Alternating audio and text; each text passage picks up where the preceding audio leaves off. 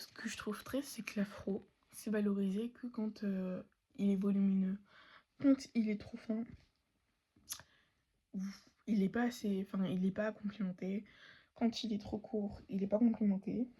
En fait, ce que faut comprendre en 2026, c'est que tout type d'afro est beau à sa manière.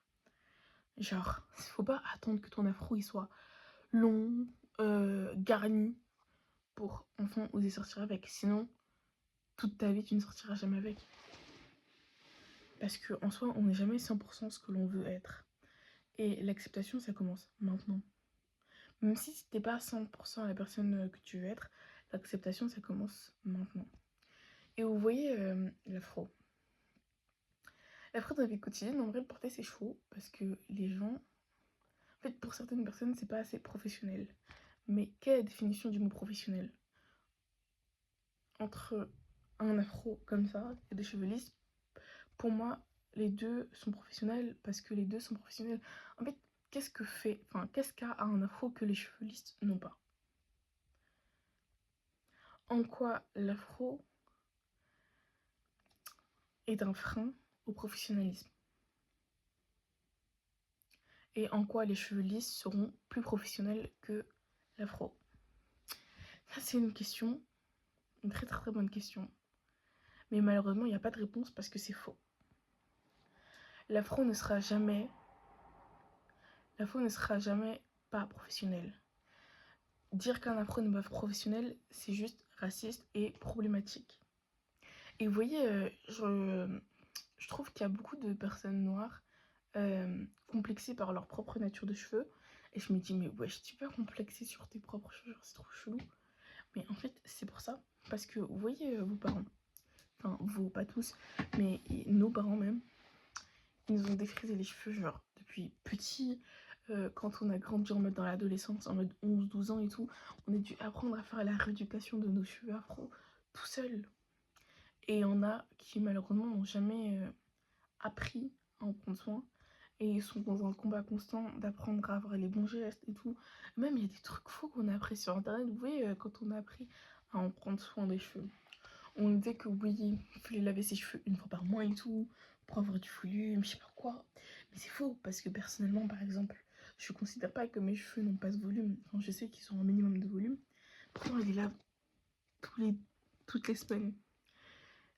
Ouais, je les lave toutes les semaines. Genre tous les 5 à 7 jours. Donc à peu près toutes les semaines. Donc, en fait, on me dit toujours que oui, les cheveux cassés n'aiment pas l'eau et tout. Mais les cheveux cassés aiment l'eau. C'est nous qui n'avons pas la réaction de nos cheveux à l'eau à cause du shrinkage. Oui, moi j'aime pas me lever les cheveux parce que après mes cheveux et tout sont courts, Tani, ça va rendre moins beau. Ok, mais les cheveux en tous les cas ils ont besoin d'hydratation. Nous on n'aime pas leur rendu. Encore, moi par exemple, je les ai mouillés tout à l'heure. J'aime le rendu de mes cheveux. Mm. En fait, il y a plein de trucs comme ça. Et même les produits capillaires. Si tu utilises que des produits pour cheveux lisses, alors que tu as les cheveux cassés, ne va pas te dire que tu ne comprends pas pourquoi tes cheveux sont secs, pourquoi tes cheveux sont cassants, pourquoi tes cheveux... Tes cheveux, dans l'année, il y a 12 mois. Tes cheveux dans l'année, ils sont coiffés 11 mois dans l'année. Et toi, tu te dis, ah, pourquoi mes cheveux ne poussent pas? Parce que tes cheveux ne prennent pas l'air. Ils sont tout le temps sous coiffure serrée.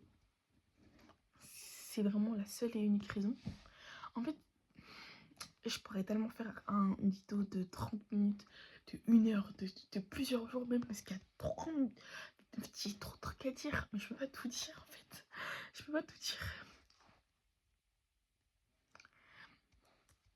Qu'est-ce que je peux dire encore? Vous voyez, quand sur internet, vous recherchez des produits miracles pour faire pousser vos cheveux, sachez que ça n'existe pas. You know, ça n'existe pas. Déjà parce que, vous voyez, par exemple, on a tous la même... Enfin, imaginons qu'il y a 10 personnes aux cheveux cassés. Ok, les 10 personnes aux cheveux cassés n'auront pas forcément la même porosité et ne vont pas réagir forcément de la même manière à chacune des huiles. Par exemple, il y a des gens, l'huile de ricin et tout, ça leur fait des miracles et tout. Et il y en a sur qui ça n'a pas d'effet ou très peu. Il y en a se laver les cheveux. Il y en a qui ne se lavent pas les cheveux toutes les semaines, mais leurs cheveux restent quand même un minimum hydratés. Moi, si je me lave pas les cheveux toutes les semaines, mes cheveux seront secs, wesh. Donc, en gros, faut pas écouter les conseils des gens parce que les conseils varient en fonction des personnes et de leurs cheveux. Bon, ce sera tout pour aujourd'hui. Je pense que je ferai une partie 2. En fait, il faut que je note les questions parce que là, j'ai trop de trucs à dire. Je peux pas tout dire en une seule vidéo. Bisous.